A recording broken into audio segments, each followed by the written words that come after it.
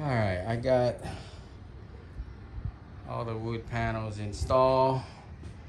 Next, uh,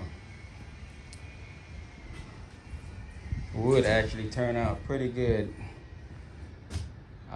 The plan was from the beginning that I was gonna glue them down with the FRP panels glue. Uh, so a little bit change of plan. So what I'm gonna do, I'm just gonna screw it in to the wood uh, with this panel. So it should be pretty good. Should hold it because it's the old thickness, well, old 80 thickness instead of real flimsy one. Uh, so this, I'm measuring with this first panel is going to be really critical. It's got to be square and start from there going all the way there and around.